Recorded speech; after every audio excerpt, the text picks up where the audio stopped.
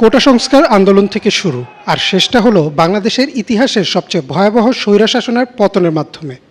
কেন হঠাৎ পদত্যাগ করতে বাধ্য হলেন শেখ হাসিনা? এর পেছনে কি শুধুই কোটা সংস্কারই ছিল? চলুন এক নজরে দেখে আসি পুরো কোটা সংস্কার আন্দোলনটি।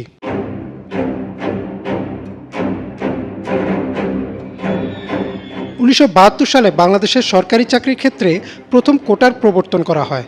2018 সাল পর্যন্ত সরকারি চাকরির ক্ষেত্রে মোট কোটা ছিল 56%, যার মধ্যে মুক্তিযোদ্ধা কোটা 30%, নারী কোটা 10%, জেলা কোটা 10%, ক্ষুদ্র জাতিগোষ্ঠী কোটা 5% ও প্রতিবন্ধী কোটা 1%।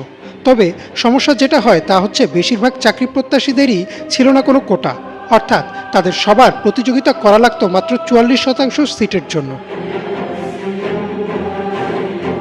এই বৈষম্যের কারণে 2018 সালের জানুয়ারি থেকে ঢাকা বিশ্ববিদ্যালয় সহ দেশের প্রায় সবগুলো পাবলিক বিশ্ববিদ্যালয়ের শিক্ষার্থীরা আন্দোলনের রাস্তায় নামেন।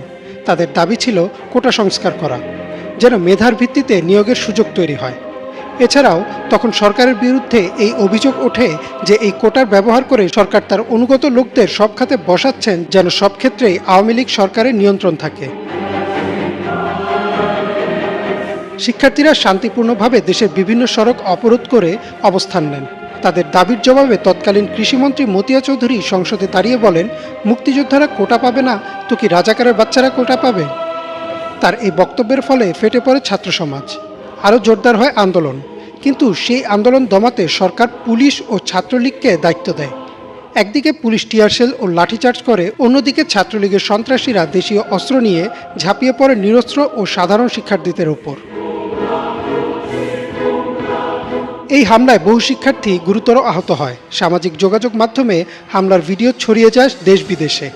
সরকার ফেসবুক সহ বেশ কিছু সামাজিক যোগাযোগ মাধ্যম বন্ধ করে দেয়, কিন্তু ইতোমধ্যেই এই হামলার ঘটনা আন্তর্জাতিক গণমাধ্যমের নজর কাড়ে এবং অনেকটা চাপে পড়েই তৎকালীন প্রধানমন্ত্রী শেখ হাসিনা কোটা প্রথা বাতিল করে দেন এবং শেষ হয় আন্দোলন। 2018 সালের 4 অক্টোবর কোটা বাতিল করে প্রজ্ঞাপনও জারি করে সরকার। এরপর কেটে যায় 6 বছর। 2024-এর নির্বাচনে চতুর্থবারের মতো সরকার গঠন করে আওয়ামী লীগ। শপথ নেওয়ার 6 মাসের মাথায় 5ই জুন 2018-তে জারি করা প্রজ্ঞাপন বাতিল করে দেয় বাংলাদেশ সুপ্রিম কোর্টের হাইকোর্ট ডিভিশন এবং কোটা পুনর্বহাল করা হয়। ফলে আবারও ফুঁসে ওঠে ছাত্র সমাজ। এবার বৈষম্য বিরোধী ছাত্র আন্দোলনের নেতৃত্বে সারা দেশে পাবলিক বিশ্ববিদ্যালয়ের ছাত্ররা রাস্তায় নামেন। এবারও তাদের দাবি কোটা সংস্কারের। সরকারের বেশ কিছু মন্ত্রী বলেন, তাদের দাবির পক্ষে সুপ্রিম কোর্টে আপিল করা হয়েছে এবং বিষয়টি প্রক্রিয়াধীন রয়েছে। শিক্ষার্থীদের ধৈর্য ধরতে বলেন তারা। শুনানির দিন ধার্য করা হয় 7ই আগস্ট। কিন্তু ছাত্রদের বুঝতে আর বাকি ছিল না যে এটা সরকারের একটা কৌশল কোটা পুনর্বহাল করার। কারণ বিচার ব্যবস্থা থেকে শুরু করে প্রশাসনের সব ক্ষেত্রেই আওয়ামী লীগ সরকারের অনুগত। তাই তাদের দাবি ছিল সংসদে আইন পাশ করে কোটা প্রথা সংস্কার করা। 2024 সালের 14ই জুলাই চীন পরবর্তী সংবাদ সম্মেলনে শেখ হাসিনা আন্দোলনকারীদের রাজাকারের নাতিপুতি বলে অভিহিত করেন। তার মানে কি মুক্তিযোদ্ধার সন্তান নাতিপুতিরা কেউ মেধাবী না, যত রাজাকারের বাচ্চারা নাতিপুতি হলো মেধাবী, তাই না? তার এই বক্তব্যের প্রতিক্রিয়ায় সেদিন রাতেই উত্তাল হয়ে ওঠে ঢাকা বিশ্ববিদ্যালয়, জাহাঙ্গীরনগর বিশ্ববিদ্যালয় সহ দেশের প্রায় সব পাবলিক বিশ্ববিদ্যালয়। শিক্ষার্থীরা স্লোগান দিতে থাকেন, তুমি কে আমি কে, রাজাকার রাজাকার, কে বলেছে স্বৈরাচার স্বৈরাচার। শিক্ষার্থীদের এই স্লোগানকে ইস্যু করে একে একে উস্কানিমূলক বক্তব্য দিতে থাকেন আওয়ামী লীগের সাধারণ সম্পাদক এবং সড়ক পরিবহন ও সেতুমন্ত্রী ওবায়দুল কাদের, শিক্ষামন্ত্রী মহিবুল হাসান চৌধুরী নফেল সহ অনেকেই। ওবায়দুল কাদের তার এক বক্তব্যে বলেন, এসব রাজাকারদের প্রতিহত করতে ছাত্রলীগই যথেষ্ট। তার এই উস্কানিমূলক বক্তব্যের পর সভাপতি সাদ্দামের নেতৃত্বে দেশীয় অস্ত্র নিয়ে ঠিক 2018-র মতো এবারও সাধারণ শিক্ষার্থীদের উপর হামলা করে ছাত্রলীগ। লাঞ্ছিত করা হয় নারী শিক্ষার্থীদেরও।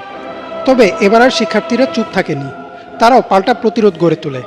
সাধারণ শিক্ষার্থীদের প্রতিরোধের মুখে বিশ্ববিদ্যালয় হল ছেড়ে পালাতে শুরু করে ছাত্রলীগের নেতাকর্মীরা।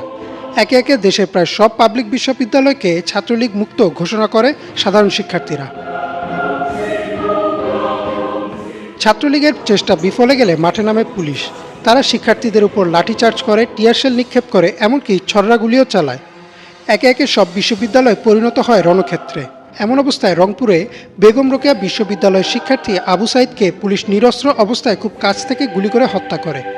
সামাজিক যোগাযোগ মাধ্যমে দ্রুত ছড়িয়ে পড়ে আবু সাঈদের হত্যার ভিডিও। এতদিন চুপ থাকলেও আবু সাঈদের মৃত্যুর পর মাঠে নামে বেসরকারি বিশ্ববিদ্যালয়ের শিক্ষার্থীরাও। শুধু বেসরকারি বিশ্ববিদ্যালয় না, সারা দেশের স্কুল ও কলেজের শিক্ষার্থীরাও যোগ দেয় আন্দোলনে। রাজধানীর রামপুরা, উত্তরা, যাত্রাবাড়ি সহ দেশের অনেক জায়গায় শুরু হয় তুমুল সংঘর্ষ। 17 তারিখও ইস্ট ওয়েস্ট, ব্র্যাক, MIST বিশ্ববিদ্যালয় ও ইম্পেরিয়াল কলেজের ছাত্রসহ সারা দেশে অন্তত 10 জন নিহত হয়। পরদিন অর্থাৎ 18 জুলাইও চলে সংঘর্ষ।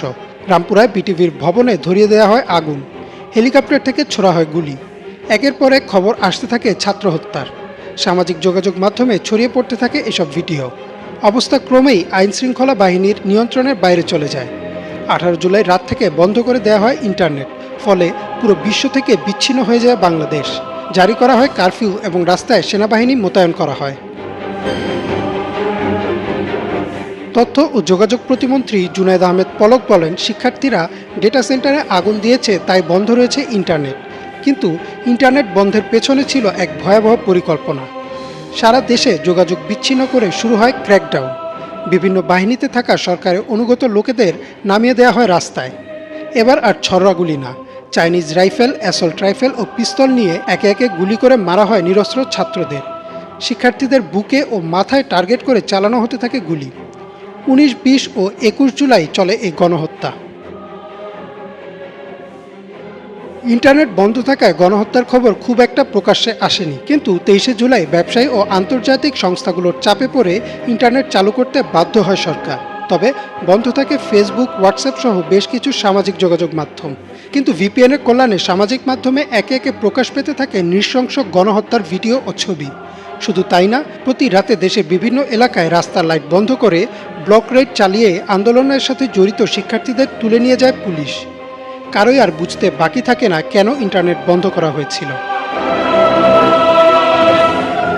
এরই মধ্যে তৎকালীন ডিবি প্রধান হারুন রশিদ বৈষম্য বিরোধী ছাত্র আন্দোলনের 6 সমন্বয়ককে নিরাপত্তার অজুহাতে ডিবি কার্যালয়ে আটকে রাখে এবং একটি লিখিত বক্তব্য পাঠ করায়, যাতে বলা হয় তারা সব আন্দোলন প্রত্যাহার করেছেন।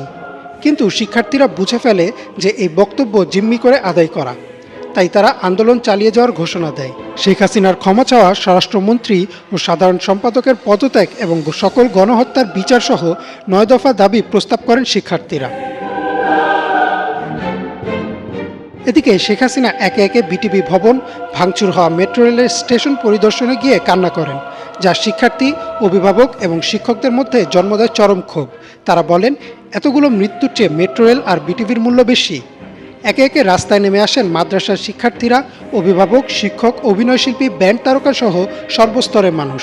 এমনকি আন্দোলনরত শিক্ষার্থীদের পাশে দাঁড়ান রাজধানীর রিকশা চালকরাও।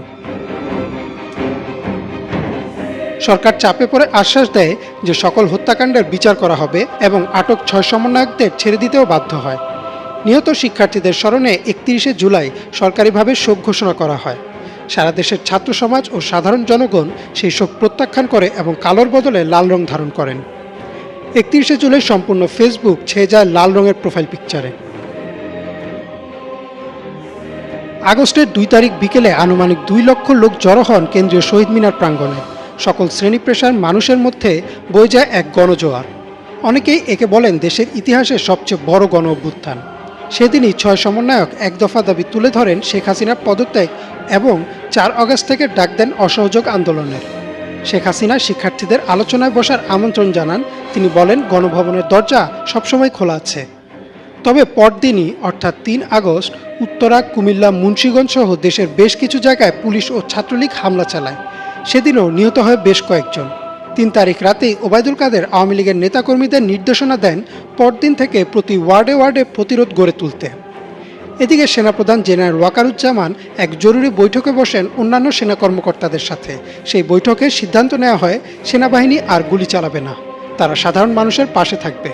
আর এই সিদ্ধান্তের পরই পরিস্থিতি পাল্টে যায় ছাত্রদের পক্ষে।